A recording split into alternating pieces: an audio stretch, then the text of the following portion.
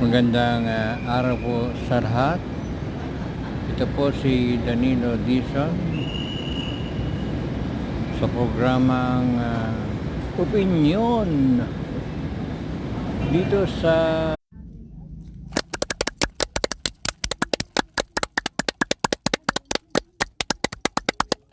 Palakpakan.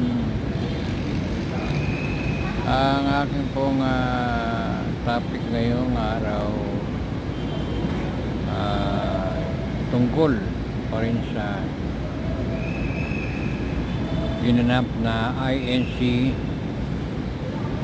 National Rally for Peace.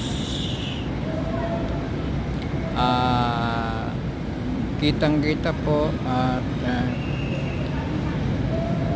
halatang halata, damang-dama natin na mayroong hidden agenda yung national peace na sinasabi nila.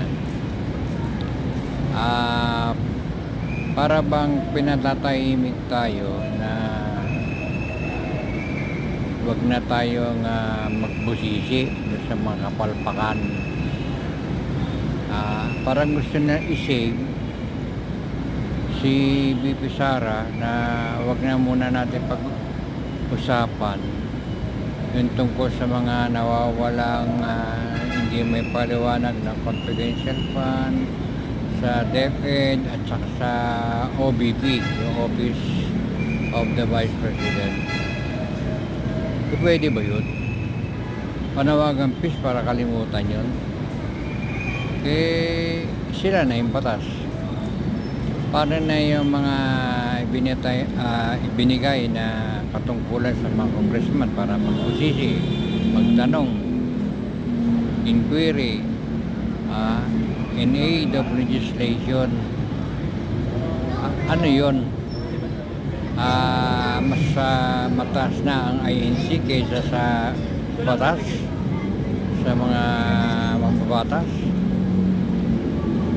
Dahil lang sa pagkakamali ng Pangulo na isang tabi na muna, wag mag-impeach, ay sinakyan na nga ng INC yun. Parang na pag nagkataon, ang sisisihin pa nga natin dito yung Pangulo masyado niyang binibi yung mga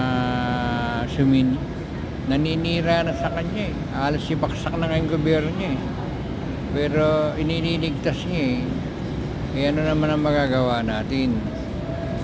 Yun nga, sinakyan na nga ng isang malaking simbahan na yung gusto niya mangyari wag impeach absuelto na lang natin, kalimutan na lang yung mga nawawala, hindi niya may paliwanag so gano'n na lang mangyayari. So ang gawin na lang natin, makipagplastikan na lang tayo sa ating Pangulo. Kung ano yung gusto niya, di ibigay natin kung doon siya masaya. Kung mapatalsik siya, doon siya masaya. Sabi nga ng kalaban niya, weak siya baka weak nga siya. So kung ano man mga kahihinatnan na halimbawa na absuelto si Sara dahil natakot yung mga congressman o yung mga senador pala, inabsuelto. Anong inabsuelto? Di makakuha lang ng 8 kakampi si Sara tapos na ang boxing